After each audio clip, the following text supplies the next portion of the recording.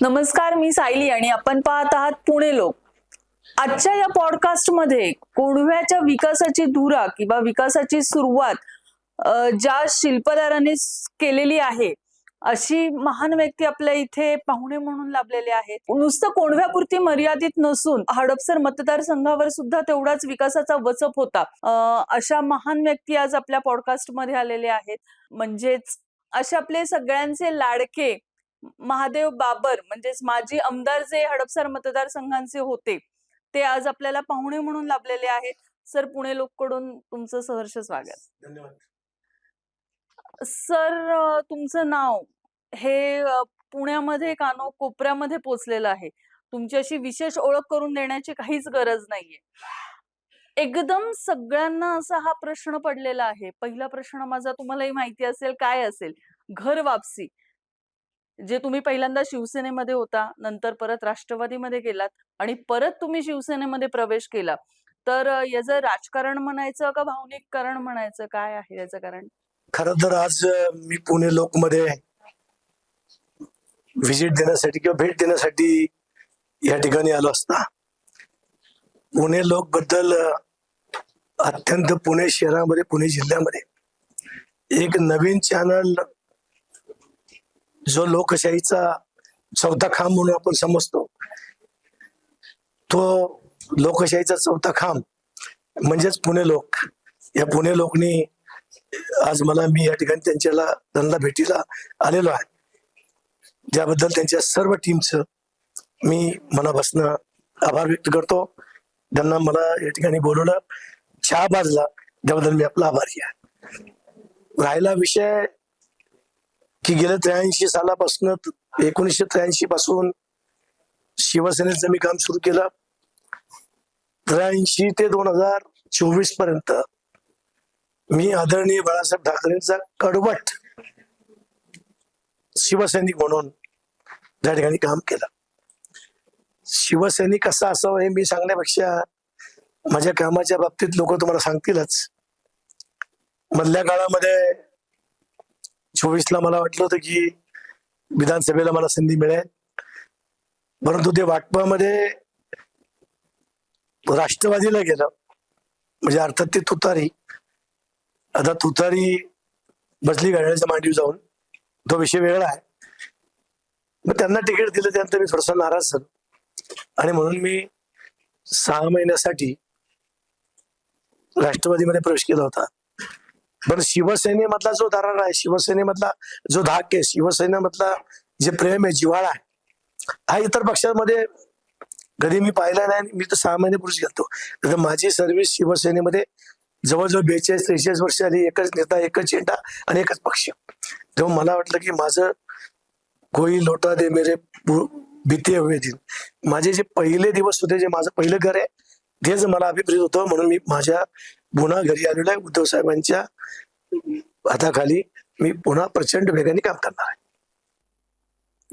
खूप छान. म्हणजे सर, असं म्हणायला काही हरकत नाही, शेवटी पाहुणा तो पाहुणा असतो आणि स्वतःचं घर ते स्वतःचं घर असतं. सर, माझा पुढचा प्रश्न असा आहे, जेव्हा तुम्ही आमदार म्हणून निवडून आलात, तो तुमचा प्रवास कसा सुरुवात झाला आणि त्याच्यामध्ये तुम्हाला आव्हानं काय होती मोठी मोठी?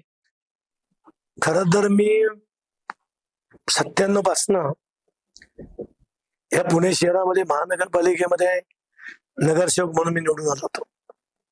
दरम्यानच्या काळात 99 साली आदरणीय बाळासाहेब ठाकरे उद्धव साहेबांनी माझ्यावरती उपमहापौर म्हणून पुण्याची जबाबदारी दिली आणि त्या काळामध्ये मी प्रचंड वेगानं, माझा प्रभाग कोंढवा होता, कोंढवा बसवलाच महादेव बाबर, म्हणजे ज्यामध्ये भाकीदारनगर, मिठानगर 41, 42, 43 हा सगळा एरिया माझ्या काळामध्ये मी बसवला, मी डेव्हलप केला. NIBM रोड मी विकसित केला आणि त्याच्यानंतर पुन्हा ते काम घेऊन मी 2002ला पुन्हा जनतेसमोर गेलो. पुन्हा लोकांनी मला निवडून दिलं. माझ्या समोरच्या पार्टीचं सगळ्या पक्षाचं डिपॉझिट केलं. मग त्याच्यामध्ये काँग्रेस होतं, त्याच्यामध्ये राष्ट्रवादी होतं. सगळ्यांचा डिपॉझिट घालवणारा उमेदवार म्हणून महादेव बाबरची ख्याती होती. मग 2002 ते 2007चा प्रवास झाला. त्याच्यामध्ये मी विरोधी पक्ष नेता झालो. त्यावेळेला सुद्धा प्रचंड काम त्या ठिकाणी केले. कामाची यादी जर मी वाचायला लागलो तर मग मीना ठाकरे हॉस्पिटल असेल, तुमच्या लोलानगरचा उड्डाणपूर सँक्शन असेल, तुमचं शहीद अब्दुल हमीद गार्डन असेल, एक होंडवा बायपास रस्ते असतील, स्विमिंग पूल असेल, नाला गार्डन असेल, जिम असेल, फायर ब्रिगेड असेल, वरचं क्रीडांगण असेल, असंख्य कामं म्हणजे कामं जर सांगायला उर्दू मिडियम शाळा असेल, मराठी मिडियम शाळा असेल, आणि महत्वाचं सर्व धर्म समभाव, सगळ्या समाजाला बरोबर घेऊन जाणं आणि विकास करणं. आमचा विजन फक्त विकास, जनतेला सुख देणं, जनतेला आराम देणं, जनतेची मनं जिंकणं आणि जनतेला स्मूथली राहायला चांगलं वाटावं, हेच आमचं काम होतं. आणि मग ते 2007 मग पुन्हा मी निवडणुकीला महानगरपालिकेला तिसऱ्यांदा उभा राहिलो. बरंच मी समोरच्या अख्ख्यांचं डिपॉझिट केलं. बरंच मी शहरात पुणे शहरामध्ये दुसऱ्या तिसऱ्या नंबरनी मताधिक्य घेऊन मी निवडून आलो. आणि नंतरच्या काळामध्ये आदरणीय बाळासाहेब साहेबांनी आणि आदरणीय उद्धव साहेबांनी मला 2009 विधानसभा लढतो का? मला साहेब लढतो नाही, मी जिंकतो सुद्धा. अरे तुझ्या समोर राज्याचे बांधकाम मंत्री आहेत, साहेब मंत्री काय सीएम असू दे, मी आडवा केल्याशिवाय राहत नाही, असं सांगून मी 2009 उभा राहिलो. 2009 मी बघता प्रचार केला. सर्व समाजाने, माझ्या मुस्लिम बांधवांनी सुद्धा मला प्रचंड मोठ्या प्रमाणात साथ दिली. सर्व जाती धर्माच्या लोकांनी, सर्व मतदारांनी माझा विकास बघून मला विधानसभेमध्ये पाठवलं. आणि माझा 9 ते 14चा प्रवास अत्यंत विकासक झाला. दरम्यानच्या काळात युती तुटली आणि थोडासा त्यावेळेला मला थोडस 14ला अपयश आलं. अच्छा, म्हणजे कोंढव्याचे शिल्पदार तुम्ही आहात असं म्हणायला काहीच हरकत नाही. कारण अर्थातच म्हणजे खोंडव्याचा जो विकास आहे, विकास म्हणजे भादेबाबरच होता. हे आता काय येणार, कुठेतरी खड्डा बुजवणार काम बोलताय. अरे खड्डा बुजवून कुठे काम बोलतं का? अरे आम्ही डीपी रोड बनवले, आम्ही बेकर पॉईंटच्या इथला रोड बनवला, आम्ही सनसीच्या इथले रोड बनवले, आम्ही कौसरबागमधले रोड बनवले. मी तो डीपी रोड वरचा शिवनेनगर पर्यंत नेला, यंदा पुढचा डीपी रोड करता आला नाही. आम्ही एवढा मोठा कामाचा डोंगर उभा केला, ते काम बोलताय. बाबर का जो पुराने जमाने में काम बोलता है, जो काम है वो बाबर का नाम भी बोलता है, बाबर का नाम बोलता है. तुम्ही त्या काळामध्ये जे प्रगतीची कामं केलेली, विकासाची कामं केलेली आहेत, याचं कुठेतरी श्रेय कोणीतरी घेऊन जातंय असं चित्र तुम्हाला दिसतंय का आताच्या सध्याच्या सिच्युएशन मध्ये? ताई खरं सांगू का, की मला यांची कीव येते की 2017ला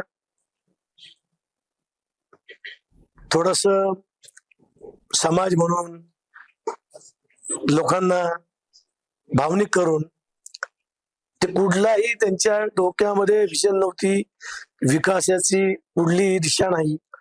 फक्त एक समाजाला भरकवलं आणि आपल्याला संधी आली म्हणून आपल्याला तुम्ही मतदान करा, या एका बेसवरती यांनी मतं मागितली आणि त्या एका बेसवरती 2017ला निवडून आले. आणि 2017ला हे 3 नगरसेवक निवडून आले घड्याळाच्या चिन्हावरती. आणि घड्याळाच्या चिन्हावरती निवडून आले. त्याच्यानंतर त्यांनाच या स्टुडिओमध्ये तुम्ही बोलवा, तुम्ही त्यांना विचारा की तुम्ही काय केलंय, तुमचं कुठलं काम पूर्ण आहे, तुम्ही कुठलं गार्डन केलंय, कुठलं ग्राउंड तुम्ही केलेलं आहे, कुठली जिम बांधली आहे, कुठलं सांस्कृतिक भवन बांधलंय, कुठला डीपी रोड तुम्ही उघडलेला आहे, कुठलं कमला नेहरू सारखं हॉस्पिटल तुम्ही बांधलेलं आहे, तुमची विजन काय? यांच्याकडे विजन 0 आहे. 3 माळ्याच्या 11 माळे बिल्डिंग बांधली, प्रत्येक बिल्डिंग मध्ये पार्टनर आहेत. प्रत्येक मजल्याला आझर तांबोळीच सांगितलं, मी सांगण्यापेक्षा आझर तांबोळींचं मी बाईट ऐकलं, तुमच्याच पुणे लोकवरती ऐकलं. किती सुंदर तो आझर तांबोळी बोललेला आहे आणि तो खरं बोलला. आझर तांबोळींनी त्यांचं बाईट जे दिलं अत्यंत परखड आणि अत्यंत स्पष्ट भाषेत दिलं.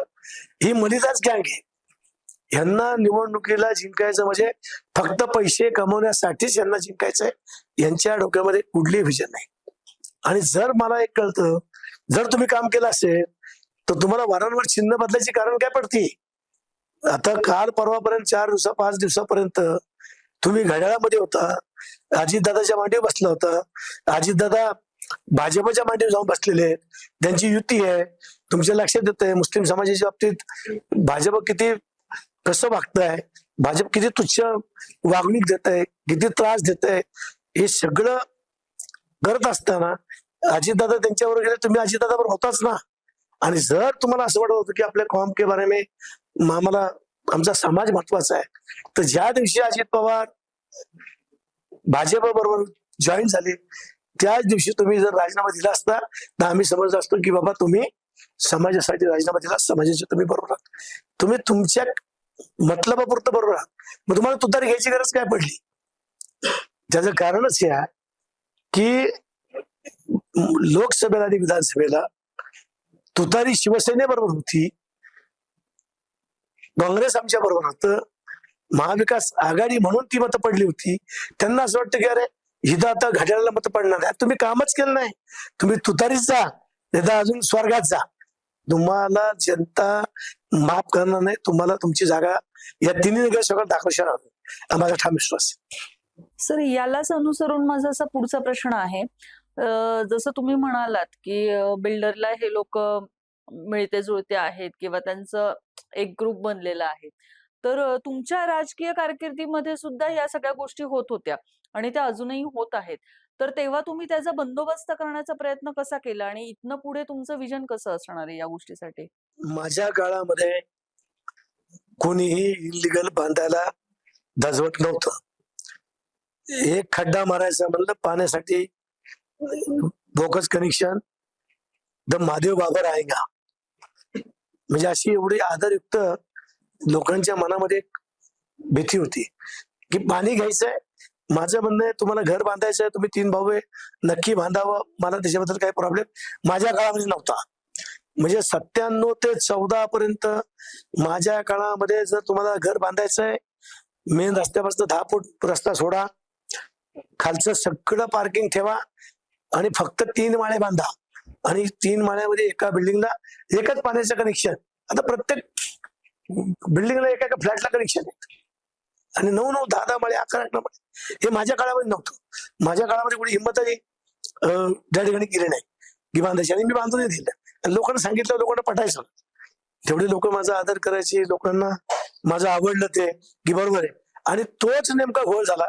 माझ्या काळामध्ये कधी ट्रॅफिक जाम होत नव्हता, माझ्या काळामध्ये कधी पाण्याचा प्रॉब्लेम नव्हता. मी सगळ्या घराघरामध्ये पाणी दिलेलं आहे, सगळे रस्ते मी माझ्या काळामध्ये त्या ठिकाणी केलेले आहेत.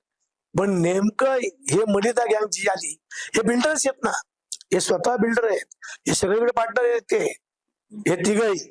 आणि या तिघांनी कोंडव्याला लुटायचं ठरवलेलं, लुटलं नाही शिव, लुटायचं काय ठेवलंय, आणि परत एकदा त्यांना धाड टाकायची आणि परत एकदा कोंडवा लुटायचा आहे, म्हणून ते इकडं तिकडं उड्या मारून निवडणुकीमध्ये सामोरं यायचा प्रयत्न ते लोक करतायत.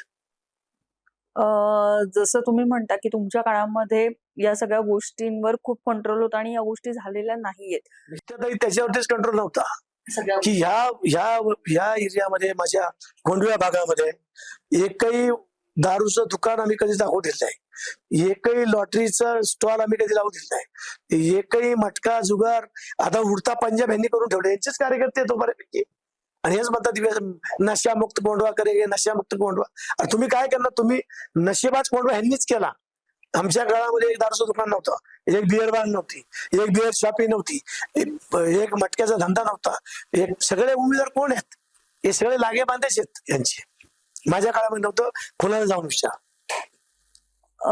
सर, मला यालाच अनुसरून विचारायचं आहे. आता जसे की तुमचा मुलगा आता उमेदवार म्हणून उभे आहेत, तर तुम्ही आता इथून पुढे या सगळ्या गोष्टींवर कंट्रोल करण्यासाठी तुमचं विजन काय असणार आणि तुमची कशी पावलं तुम्ही उचलणार आहात? इथनं पुढे म्हणण्यापेक्षा आजपर्यंत आम्ही बऱ्यापैकी जेवढं कंट्रोल करता येईल तेवढं कंट्रोल आम्ही करतोय.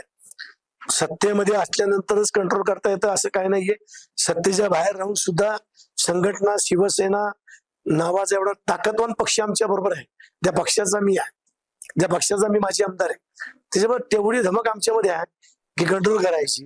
पण आता शिवसेना, उद्धव बाळासाहेब ठाकरे या पक्षाची आणि मनसे या पक्षाची युती आहे, आणि या युतीमध्ये आदरणीय साईनाथ बाबर त्यांनी सुद्धा चांगलं काम केलंय. आज मोठ्या प्रमाणामध्ये जिम असेल, ई लर्निंग शाळा असतील, वरची ओपन जिम असेल, लग्नाचा हॉल केला होता, हॉल आहे, काही पाण्याच्या लाईन आहेत, काही ड्रेनेज लाईन आहेत, काही रस्ते आहेत. म्हणजे त्यांनी सुद्धा 10 वर्षामध्ये आरतीताई बाबर आणि साईनाथ बाबरांनी चांगल्या प्रकारचं काम केलंय, परंतु ह्यांना काम नाही करता आलं. ह्यांनी फक्त बिल्डिंग बांधा, पैसे कमवा. त्याचा एक्झाम्पल सांगतो तुम्हाला मी. कोंढवा पोलीस स्टेशनच्या समोर हेच बिल्डर आहेत सगळे, हे नगरसेवक बिल्डर आहेत, फक्त कागदोपत्री नाही आहेत. हेच दोघं आहेत, तिघं नाही दोघं आहेत. आणि या दोघांनीच मोठा प्लॉट तिथे घेतला, नाल्यावरती गव्हर्नमेंटकडनं ब्रिज बांधून घेतला. त्याच्या मागे लोकवस्ती जवळजवळ 30-40 हजार लोक राहत आहेत. एकच रोड आहे, ट्रॅफिक जाम होतं. आम्ही सांगितलं की तुम्ही घेतला वेल अँड गुड, चांगलं करा, धंदा करायला, आमचं लिगल धंदा करायला आमचं काही म्हणणं नाही, मग इनलिगल करू नका. तुम्ही इनलिगलही करताय, लिगलही करताय. तिथनं एक डीपी रोड तुम्ही एक 40 फुटाचा सोडा, की जेणेकरून ते त्या रोडची 42-43च्या ट्रॅफिकची कुंडी सुटून इकडे निम्म ट्रॅफिक जाईल. परंतु ह्यांना यांच्या बिल्डिंगा बसवायचे, त्यांना पैसे कमवायचे, म्हणून तो डीपी रोड त्यांनी काढला. तिथनं नाही, ग्रीन बेल्ट मध्ये डीपी रोड निघत नाही हे मला माहिती आहे. पण तुमच्या जी मोठा लँड आहे, जे बिल्डर्स, जे तुम्हीच बिल्डर आहात, त्यातनं जर रस्ता काढला असता, पण तुम्हाला काढायचा नाही, तुम्हाला जनतेची काय गेले, तुम्हाला तुमचे घर भरायचे, म्हणून त्यांनी काढला नाही. हे एक्झाम्पल आहे त्याचं. डीपी रोड यांना करता आला नाही. काम बोलताय, नाम बोलताय, कसलं काम बोलताय. एक डीपी रोड शिवनेनगर ज्योती हॉटेल पासून त्या पृथ्वी कुमार पृथ्वीपर्यंत एक डीपी रोड आहे. डीपी रोड यांना 5 वर्षात 8 वर्षात करता आलं नाही. काय यांचं काम आहे सांगा तुम्ही. यांनी हाज हाऊसचं कमिटमेंट केलं, हे हाज हाऊस बांधू शकले नाही. हाज हाऊस अपुरं ठेवलंय, हाज हाऊस आम्ही पूर्ण करू, हे बांधूच शकत नाही. यांनी ते हॉस्पिटल, डिलिव्हरी हॉस्पिटल काढलं, ओपीडी चालू केली, एकही डिलिव्हरी तिथं अजून झाली नाही, स्टाफ नाही, काम पूर्ण नाही. यांनी ते लायब्ररी बांधली, अजून प्लास्टर नाही. यांनी ते भाजी मंडई बांधली, अजून त्या गाड्या धारकाला, लोकांना, गोरगरिबांना गाड्या नाही, महिलांना धंद्याला जागा नाही, एकही बचत गटाची योजना नाही, एकही बचत गटाला फायनान्स नाही. कुठलीही विजन नसलेली ही चुकून आलेली लोक आहेत, हे चुकून होत आहे.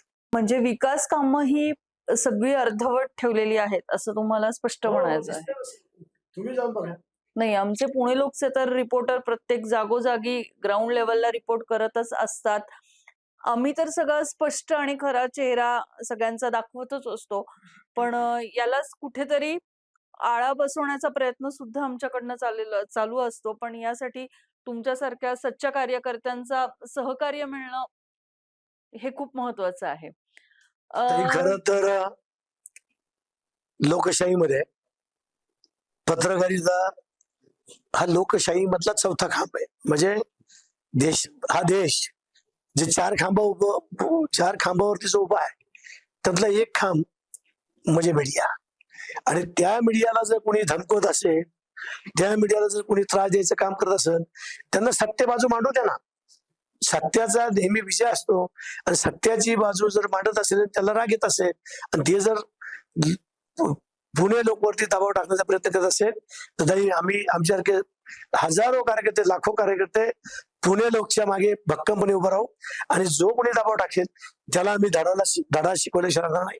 का तर माझ्या रक्तामध्ये शिवसेना आहे, आमचं रक्तच भगवं आहे. आम्ही जन्माला आलोय भगव्यात, आणि शेवटी आता जाणार आहे आम्ही भगव्यात.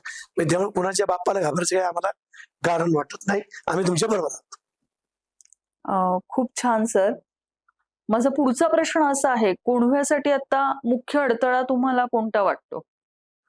कोंढव्यासाठी मुख्य अडथळा खरं तर 4 उमेदवार आहेत ना तुतारीचे, हाच मोठा अडथळा आहे. म्हणजे कारण सांगतो की यांनी काहीच केलं नाही ना, आणि परत निवडणुकीला मतं मागतं. त्यांना जरा वाटलं पाहिजे की मला तुम्ही सगळ्या कौसबागमध्ये किती हॉटेल झाली, कौसबागमध्ये किती हॉकर्स आहेत, किती लोकांना त्रास आहे, रात्री 3-3, 4-4 वाजेपर्यंत हॉटेल आहेत, माझ्या महिला भगिनींना जाता येत नाही रस्त्यातनं, किती त्रास होतो. हा विकास यांचा वरती बघितलं, तुम्हाला मी आधीच सांगितलं, हा विकास आहे. मूळ अडथळा आमचा तर हाच आहे की यांना पाडलं पाहिजे, यांना घरी बसवलं पाहिजे, आणि कोंढव्याचा ट्रॅफिक मुक्त कोंढवा केलं पाहिजे. 24/7 योजना राबवून कोंढव्याला 24 तास पाणी दिलं पाहिजे. कमला नेहरू सारखं चांगलं मोठं हॉस्पिटल या ठिकाणी कोंढव्यात झालं पाहिजे. चांगला सुंदर, अजून जसं शहीद अब्दुल हमीद गार्डन मी बनवलं, तसं अजून मोठे 2-3 गार्डन झाली पाहिजेत. संस्कृत भवन झालं पाहिजे, आणि शांत, सुंदर, उत्तम, स्वच्छ कोंढवा, आणि सर्व धर्म समभाव कोंढवा जे मी ठेवला.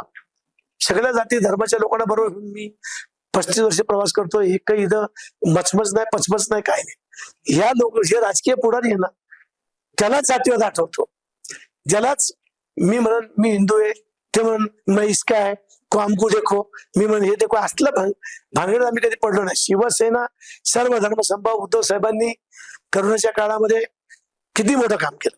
आज जगामध्ये पहिला सीएम, भारत देशामध्ये पहिला सीएम म्हणून त्यांचा गुणगौरव झाला. करोनाच्या काळामध्ये चांगलं काम केलं. त्या पक्षाचा आम्ही होतो. आमच्या डोक्यामध्ये विकासाने आम्ही करून दाखवलेला. हे बोलताय नाही, करून दाखवले, मग बोलतोय. पहिलं काम करके बताय, फिर नाम है, बाबरी नाम काफी है, बाकी काय तो. सर तुम्ही इतकं म्हणत आहात की शिवसेनेने असं काम केलेलं आहे, तसं काम केलेलं आहे, तर मग शिवसेना आता या राजकारणामध्ये इतकी मागे का पडत आहे? ते कसं आहे की या पृथ्वी तलावरती कधी 12 वाजतात आणि नंतर 9 वाजतातच की. आज जरी आम्ही 12च्या काठावरती असेल तरी आम्ही आमच्या विकासाने, आमच्या कामानं, आमच्या संघटनेनं 100% 9 वरती पुन्हा आम्ही येणार आहोत. जरी संघटना तुम्हाला 2 तुकडे झाले तरी वाटतंय, पण जो कडवट शिवसैनिक आहे, जो आडामासाचा आहे, जो साहेबांचे विचार मानतो, उद्धव साहेबांचे विचार मानतो, तो शिवसेनेमधनं कधीच बाजूला जाऊ शकत नाही. झाडाला पालवी येते, परत ती पालवी सुकती, पालवी पडून जाते, पुन्हा झाड नवीन जोमाने जसं उभं राहतं, तसं शिवसेना पुन्हा उभी राहिल्याशिवाय राहणार नाही. हा शब्द माझा आहे. आणि आमच्यासारखे कार्यकर्ते जीवाचं रान करू, रक्ताचं पाणी करू, पण पुन्हा शिवसेना उभी करू. सर सर्वसामान्य जनतेला कायम असा प्रश्न पडतो की कुठेतरी बाळासाहेबांचं बाळकडू जे आहे ते कुठेतरी आता कमी होत चाललेलं आहे शिवसेनेमधून. तर त्याचं मुख्य कारण काय असू शकेल? कारण दिसताना बाळासाहेबांच्या वेळेसची शिवसेना आणि आत्ताची शिवसेना याच्यामध्ये खूप तफावत दिसत आहे, असं सर्वसामान्य जनतेचं मत आहे. आणि त्यामुळे कुठेतरी शिवसेना राजकारणापासून थोडी मागे पडत आहे. तर तुम्हाला याच्यावर काय म्हणायचं आहे? खरं तर वंदनीय बाळासाहेबांची शिवसेना, उद्धव साहेबांची शिवसेना ही एकच आहे. आणि हे बाळासाहेबांचे विचारचे कडवट शिवसैनिक आमच्यासारखे, ठीक आहे, एक 5-6 महिने जी आमची झालेली चूक आहे, पण माझ्या पाठीमागची किंवा पुणे शहरातले, पुणे जिल्ह्यातले असंख्य शिवसैनिक आहे की आजही बाळासाहेबांच्या विचाराला धरून बाळासाहेबांच्या विचारापासून आजही ते दूर जात नाही. उद्धव साहेबांची विचार महाराष्ट्राची आहे. उद्धव साहेबांना सगळ्यांना बरोबर घेऊन जायचंय. उद्धव साहेब सगळ्यांना बरोबर घेऊन जातात. उद्धव साहेबांनी मुंबईमध्ये मुस्लिम समाजाचा एक आमदार केला. सर्वांना जो या महाराष्ट्रामध्ये राहतो, या मातीत जन्मला, तो आमचा आहे. ते विचार आमचे आहेत आणि त्यांना घेऊन आम्ही पुढे जातोय.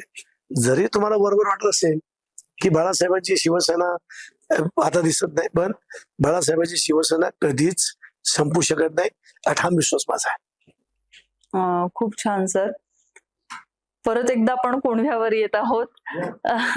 आमच्या पुणे लोकच्या रिपोर्टच्या नुसार जे रिपोर्टर तळागाळात जाऊन सर्वे करत आहेत, तर त्या सर्वे मधनं आम्हाला अशा गोष्टी कळाल्या आहेत की ज्या व्यावसायिकांच्या हातावरचे पोट आहेत, की बाबा भाजी विकतात किंवा छोटेसे व्यावसायिक आहेत, छोटेसे दुकान आहेत, तर आजी माजी नगरसेवक जे होते त्यांच्याकडनं हे लोक फुकट माल घेऊन जात होते, अशा त्यांच्या तक्रारी लिटरली आमच्याकडे स्पष्ट सांगितलेल्या आहेत. तर त्याच्याबाबत तुम्हाला काही माहिती आहे का? ताई, खरं तर रोटी, कपडा और मकान हा मनुष्य धर्माचा अधिकारच आहे. पाठीवरती मारावं पण पोटावरती कोणी मारू नये, या मताचा निश्चित रूपाने मी आहे.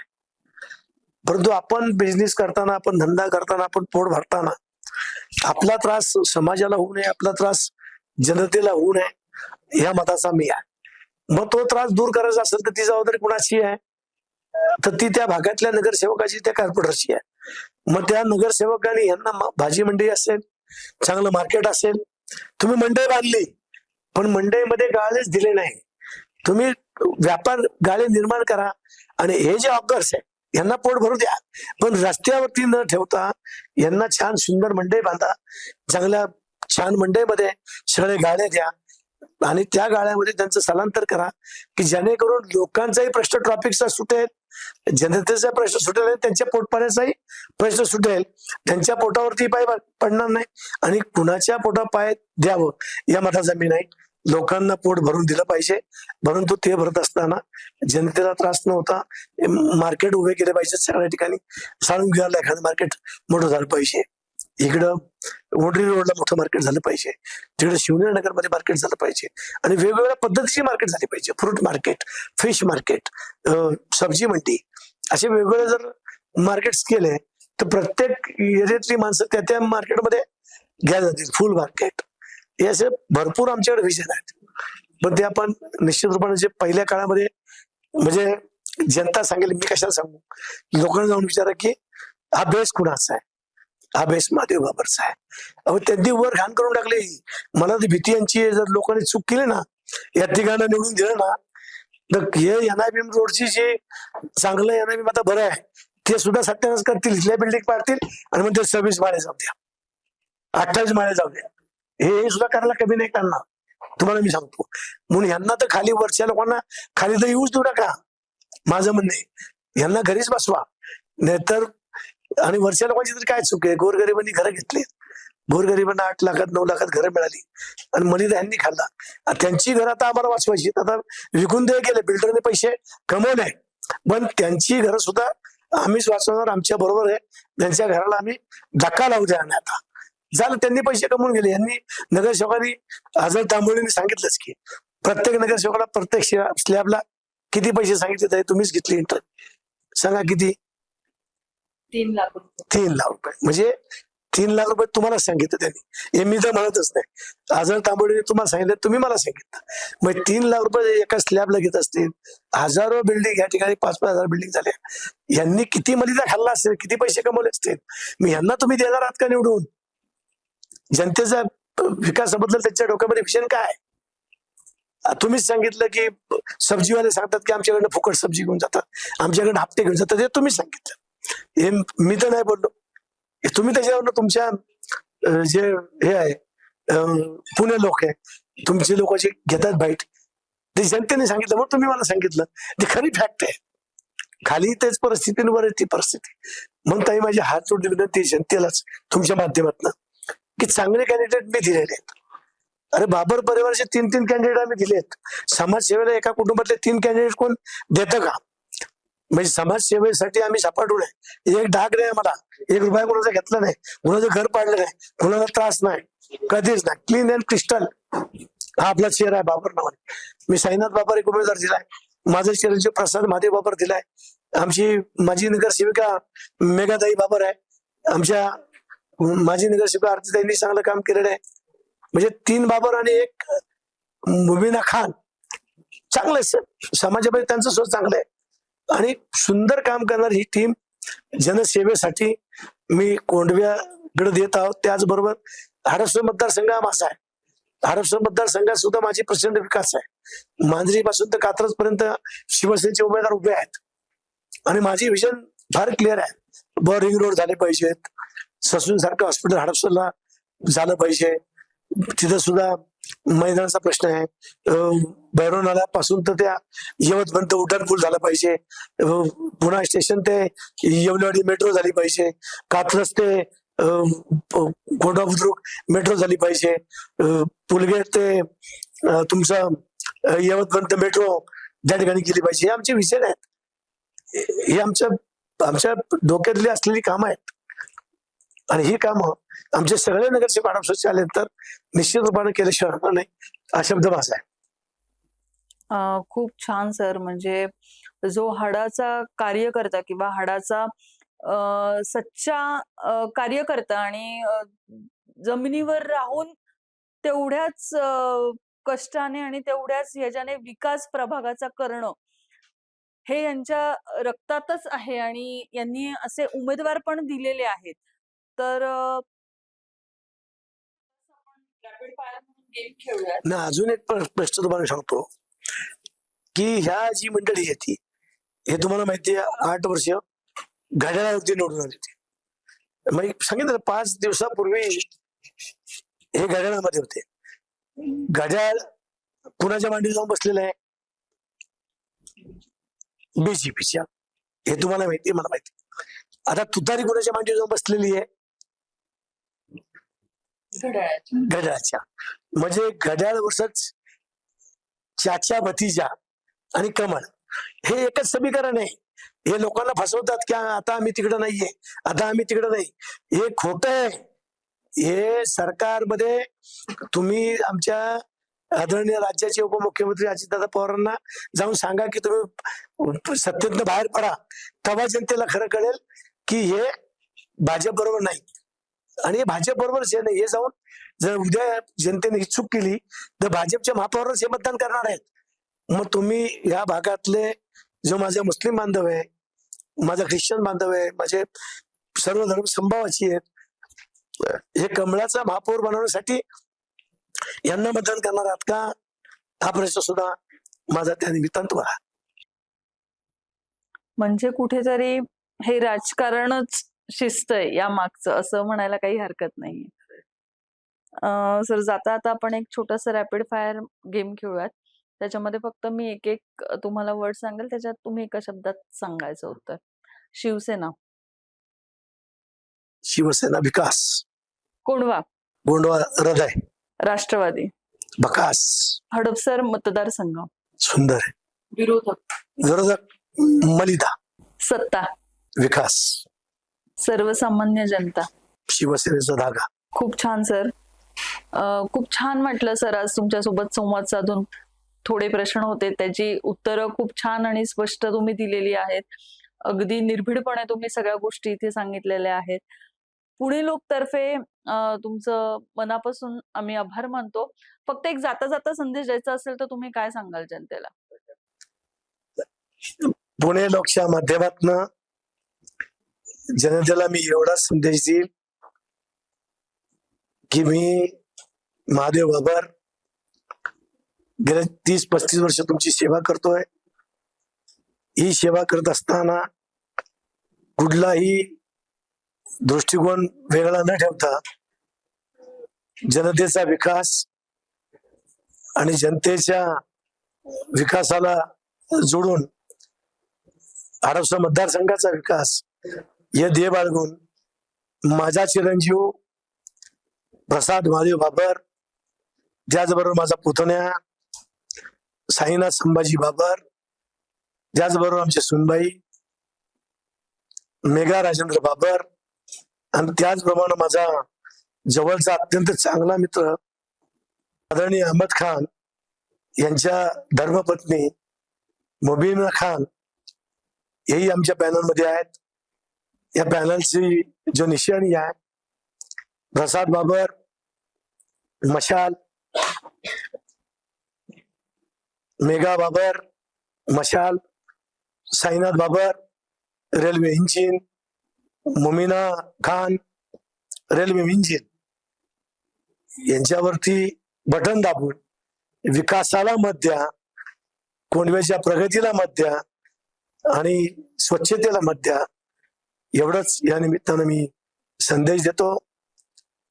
जात बघू नका, विकास बघा. विकासाच्या दिशेनं इंजिन आणि मशाल जोरात धावू द्या. हाच माझा तुमच्या पुणे लोकच्या माध्यमातून संदेश आहे. आभारी आहे. धन्यवाद. धन्यवाद सर. तुमच्या पुढील कारकिर्दीसाठी पुणे लोक तर्फे खूप खूप शुभेच्छा. राजकारणात काळ बदलतात, चेहरे बदलतात, पण ज्यांनी कोंढव्याच्या विकासाची सुरुवात केलेली आहे त्यांचा इतिहास कोणीच पुसू शकत नाही. अशा या बाबर सरांचं आपण मनापासून आभार मानतो. सर, धन्यवाद.